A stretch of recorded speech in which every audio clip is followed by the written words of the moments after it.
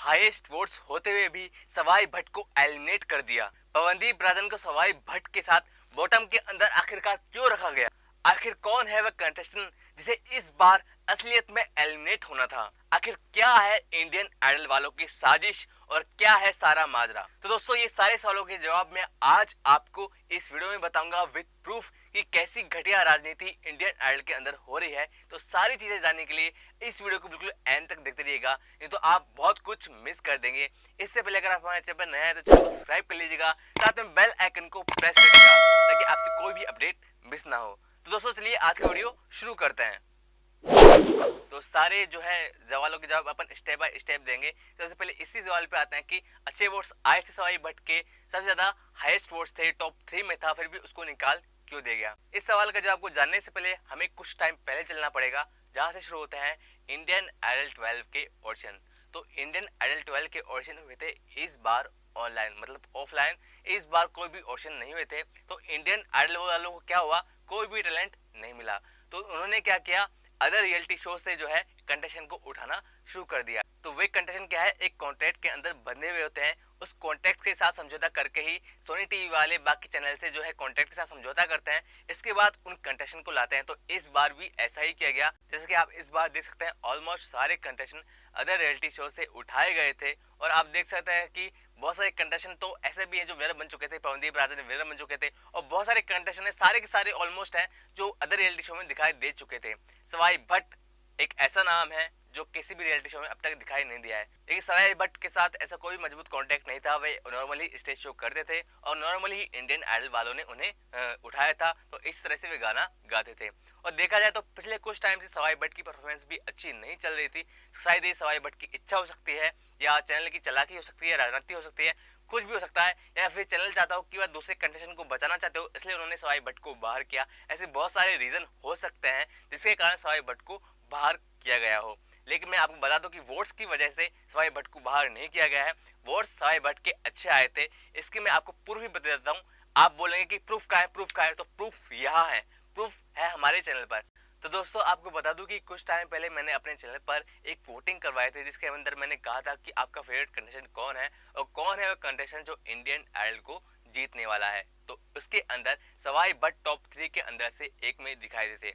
अब आप बोलेंगे कि आपके चैनल में तो कुछ गिनी चुनी ऑडियंस ही होगी। आपको बता दूं कि उसके अंदर करीब आए थे 6,500 वोट्स के समथिंग आए थे। अब आप में से कुछ लोग कहेंगे कि आपके चैनल पर तो गिने चुने लोगों ने वोट किया होगा, तो हो सकता है सवाई भट्ट को हाईएस्ट वोट मिल गए हों। लेकिन ऐसा नहीं है।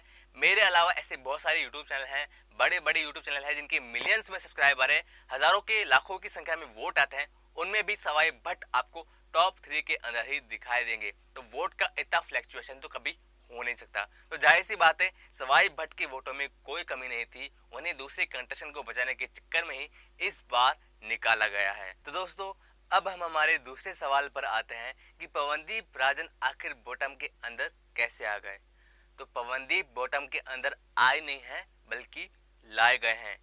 क्यों लाए गए हैं यह भी मैं आपको बता दूं। उससे पहले मैं आपको वह लिस्ट फिर से दिखाना चाहता हूं।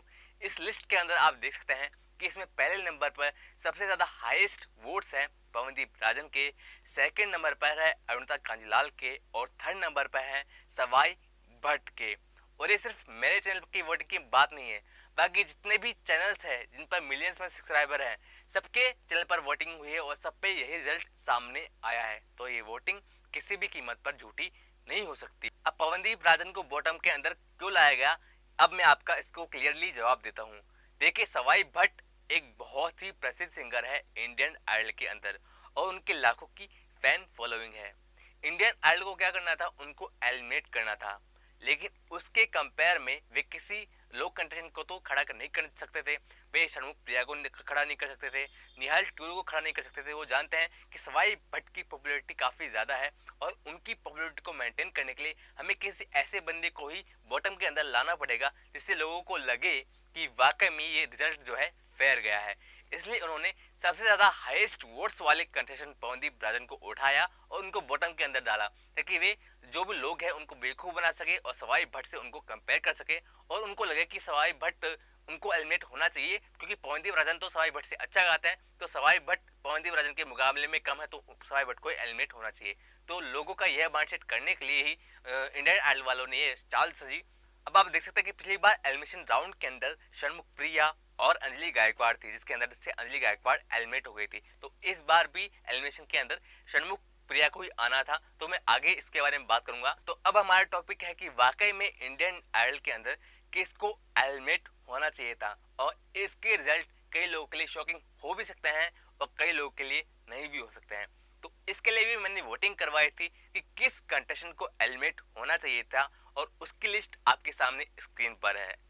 तो आप देख सकते हैं कि इसके अंदर सबसे ज्यादा वोट्स, हाईएस्ट वोट जो है शर्मुख प्रिया को मिले हैं कि उनको एलिमिनेट होना चाहिए था।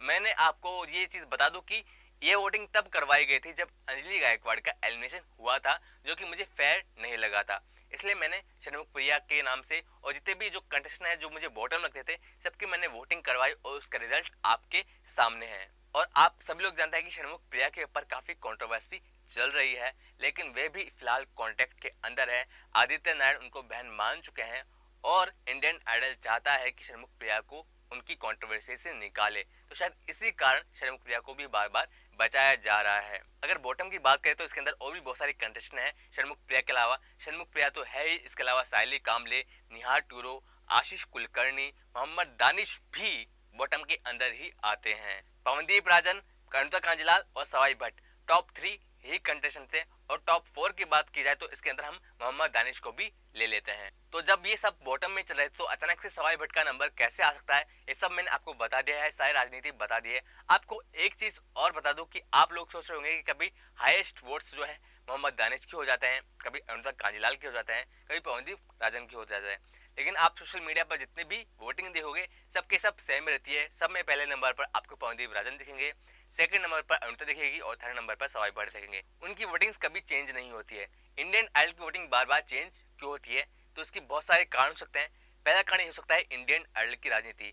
कुछ कंटेस्टेंट ऐसे हैं जो इंडियन आइडल के फेवरेट है, तो इंडियन आइडल उनको अपने पास बचाकर रखना चाहता है। दूसरा कारण ये हो सकता है कि जजेस अलग अलग तरीके से अलग अलग जो है वोट्स करते हो अलग अलग एपिसोड में, क्योंकि हमको बहुत देर बाद उनकी वोटिंग दिखाई जाती है, तो हो सकता है उनका इम्पैक्ट अलग अलग टाइम पे अलग अलग हो।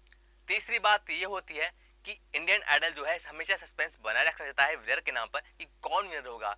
इंडियन आइडल हमेशा यह चाहता है कि लोग जानकर इच्छुक हो या जानने की इच्छा रखते हो कि इंडियन आइडल का विनर कौन होने वाला है। इसलिए वे जानबूझकर हाईएस्ट वोट्स वाले चेंज कर देते हैं। कभी अनिता को ला देते हैं, कभी पवनदीप को ला देते हैं, कभी मोहम्मद दानिश को ला देते हैं। तो ऐसे करके बार बार फ्लक्चुएशन करते रहते हैं ताकि लोगों का सस्पेंस बनता रहे, और जैसे ही इंडियन आइडल का विनर हो तो लोगों को काफी शॉक्ड हो। तो यही चीज इंडियन आइडल बनाना चाहता है।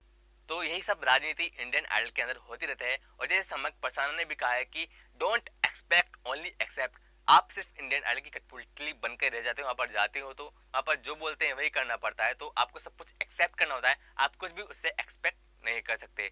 तो दोस्तों यही सब चीजें इंडियन आइडल के अंदर होती है। बाकी आपकी नजर में और कोई चीज छूट गई है तो मुझे कमेंट बॉक्स में कमेंट करके बोल सकते हैं। आप किस टॉपिक पर वीडियो चाहते हैं यह मुझे कमेंट बॉक्स पर कमेंट करके जरूर बताइएगा। तो अगला वीडियो उसी पर आएगा जिस पर सबसे ज्यादा लाइक्स होंगे। तो दोस्तों जाने से पहले मेरे चैनल पर ऐसे ही बहुत सारे वीडियोस आते रहे, तो अभी हमारे चैनल को सब्सक्राइब कर लीजिएगा, साथ में बेल आइकन को प्रेस कीजिएगा ताकि आपको सारी लेटेस्ट वीडियो की इन्फॉर्मेशन एडवांस में मिल रहे। तो दोस्तों फिलहाल आज की वीडियो में इतना ही, मिलते हैं अगली वीडियो में। तब तक के लिए सत श्री अकाल, खंबा गणी, जय हिंद।